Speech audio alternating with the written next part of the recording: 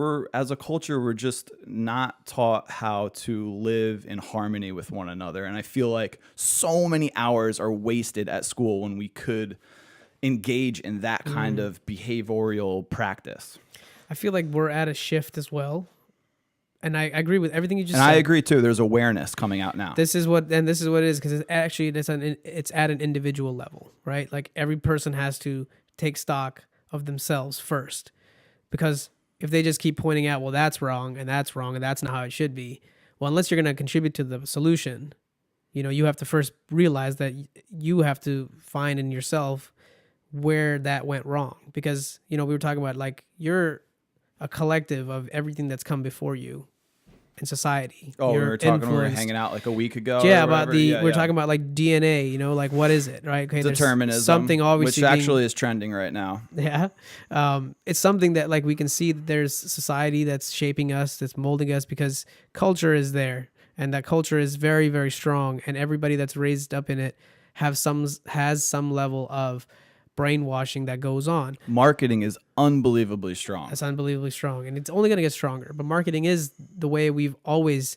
Do you ever watch a commercial and really watch it and analyze it, and like you see like a Ford F-150 pickup truck like jumping over a house and doing an amazing thing? And I mean, most of the time when that's on the TV in the background when you're at a Super Bowl party, you're not paying attention to that. But that is insanely influential. Or like the beer commercials, like everybody's having a good time. There's beautiful women all over the place. People are pouring beer and champagne all over.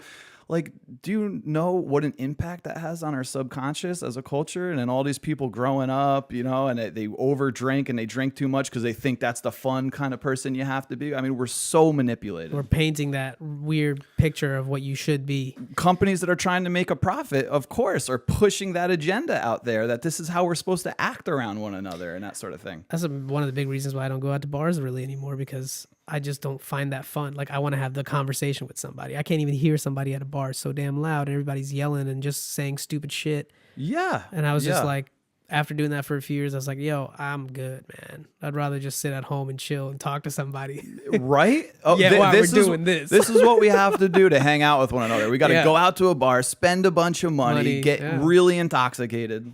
Yeah, it's just fucking stupid. Like, at one point, you're going to realize that that's not what you want to do. Hopefully. It is true. After we're pent up all week long from working 40 to 60 hours at a desk by ourselves, staring into social media, looking at everybody else's better fake lives, then on Friday, we finally get to go piss all our money away on booze and get really intoxicated and feel like shit for the rest of the weekend. Awesome. That's a fucking powerful sentence. There's a lot in there. A lot to unpack in there. But yeah, no, I agree with you, man. But there is something that I've discovered, at least, which I feel is the fundamental root of mostly all of, I shouldn't even say mostly, it is the root, I think, of all of our suffering, which is we come into this planet, we didn't come here by our choice. We know that this is a finite game, we're going to die one day. And we're left here to have these questions of, why am I here? What am I supposed to be doing here? What should I do? So those loops, the problem is nobody fundamentally knows objectively what you're supposed to be doing here and why you're here. Not one ape on this planet knows. Nothing that exists on this planet knows that. And that is the game. And essentially that's the game. So you have to paint yourself a story. I have a mother, I have a father, I have X and Y. And that's the story, the narrative that you build on. And that's what you keep doing to compel yourself until the day comes when you die. I love it. And that is the fundamental part of our suffering, is that whenever we're kind of in anxiety mode or we're stressing out about something, the real problem, like even if you're having anxiety at work, the real problem is if you go back to those fundamental questions, it's, what am I supposed to be doing here? Why am I doing this? Should I be doing this?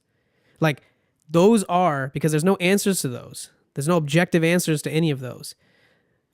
That's the reason we're suffering. And then the only thing that counteracts that is love. And what I mean by that is, not to just sound like a hippie, what I mean by that is love. When you love what's happening in front of you in terms of what you are doing, and you have a compelling story about why you're doing it, then naturally you'll be in a flow state. You'll be more loving towards that activity that you're doing. You'll be a loving mother because you've accepted your responsibility. You'll be a loving employee because you accept that this company is only surviving if you keep working hard too. Like there is a give and take. There is a reciprocal So you're relationship. saying add meaning to your suffering. Exactly. To offset that suffering, we have to add meaning. And then the loop is, or the trick I think is you have to constantly readjust and recalibrate these things that you find meaningful, because you can't be so hard fast on this is the only thing I'm going to do. This is what I was noticing when I was becoming tunnel vision about a goal. Then you become so rigid, and then you start to see the cracks in your logic there, in your beliefs. And then you're not, if you don't fucking change that, then all of a sudden it all falls apart. And that's what we see happening. And that's, where You got to be fluid. Life is change. Yes. And I think fundamentally that is what at least I feel like I want to do with my life, at the rest of my life that I'm here. I want to help as many people find that truth that I've discovered, which is that there is really nothing that you should be doing here, but you can do anything that you do want to do. And it's simply just a story that you have to tell yourself every fucking day. So that's, I think why I wanted to talk to you in one way was to kind of figure out what is it that you found based off of your journey so far. And I'm more than happy to hear as much of it as you want to share. But what I'm more curious when I talk to people is, how have you decided that you're going to spend the rest of your time here? And what is it that you're going to do that's meaningful to you? I want to know that. And I really want to get into that. And it seems like Friend Affair is a part of it. It's one manifestation of it. But I'm sure you do other things. Yeah. I mean, Friend Affair can sound very superficial. And how I come off explaining it. Oh, you're paying me to be your friend. Well, let's call a spade. Yeah, and let's elaborate. Yeah. That's the headline. It's kind of more of like a bigger picture than that. It has the potential. It's just an idea. I haven't done anything with it. It's just kind of a fun thing, and I think it's like is one of those innovations potentially that could help bring us together and free us up. So many people are locked into a 9 to 5 with 2 weeks paid vacation a year for the next 40 years. And then maybe they get 10 years of retirement and they're dead. What if you're like a genius telemarketer, or, you're great in the telecommunications business and you don't want to be locked into one company. You want to be a freelance person and you want to travel Europe for a month at one point. But when you come back to the States, you want to get hired on at your set rate and you have all the great ratings to let you do that. Telecommunication companies could dial into Friend Affair to the telecommunications section and flip through all those people and all their reviews and all their stars and say, hey, let's hire this guy on right now. He's on and active looking for work. We'll have him come in, and there could be it's more realistic. Will be nuanced. Yeah, I mean, just all sorts of situations. But hold on, so that was just kind of like, Friend Affair, this side thing that I'm having fun with, whatever. But your question was more, I want to know what do I want to do with the rest of my life? Yeah. That's a huge question. Yeah. But I guess where you're at now, I'm sure you're going to come back and we're going to talk about it when it changes. So. Yeah. As I get older, I would say my MO is of what I want to do with the rest of my life would be relationships and friends and people that I want to spend time with and enjoy, and family, of course, that I want to love and watch grow. And I want to do my best to love all of those people unconditionally. I want to strive, and I'm not even close to there yet, but to be the kind of man that is modest and humble. And, when it comes to my interpersonal relationships with my family and my friends, never let any little superficial thing, little fight or something that we get into, put a block in our relationship. Just eat them. Just eat all of those. We disagree about something. Oh, fine, whatever. Let's stay loving one another. Let's stay in touch. Love is the answer. I mean, that seems to be the I feel like I keep coming back to it, man. that hippy dippy woo woo theme of our, and I don't necessarily think that we can get to that. Necessarily think that's the reason what human beings are doing on planet Earth. Maybe it is, but maybe not necessarily. It's certainly not today. I mean, there's not enough love.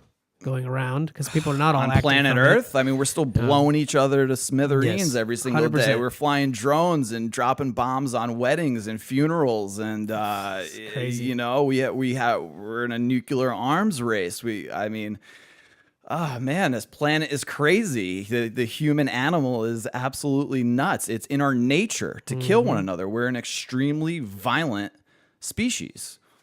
We are. You cannot even come close to saying otherwise. I mean, we're complex. We also have the ability for great acts of compassion and that sort of thing. But yeah, I think we're extremely primitive in our existence right now. I think we're brand new. And the great picture of time, the millions of years, human beings, I think we're brand spanking new. And we're so primitive right now. And we're just starting to have all this unbelievable technology, which could potentially lead us, in my humble opinion, to being more sophisticated and maybe like in a few hundred years, stop blowing each other up and torturing each other and killing one another, and you know, maybe even having more civil conversations with one another. And that What do sort you of think thing. is a part that needs to happen for us to step in that direction more than what you're seeing now? Well, the thing is with that question, I think technology is going to be the huge curveball. And I think technology is impossible to predict. In my opinion, I think whatever it is that might make us, I mean, it already has. The proof is in the pudding. We already are a more civil race of animals than what we used to be. I mean, definitely. Some would argue this is the best time to be alive. There's never been a better time. Oh, it's 100% the best time to be alive. The infant mortality rate is as low as it's ever been. The life expectancy rate for a human being is as long as it's ever been. Right. Just the comforts of life. I mean, I can fly to New York in 5 hours. Fascinating. I It love used to flying. take me 5 days. It used to take human beings 5 days to ride a horse to LA. You imagine how hard that was? Struggles. Like how much that hurt your dude. body? And you only lived to 40 years old, by the way. And out of those 40 years, you had to spend 5 days breaking your ass on a horse, which you might get killed on the way up there. I mean, we take so for granted the unbelievable amount of luxury we live in every moment of every day right now. Agreed. Like, it's insane.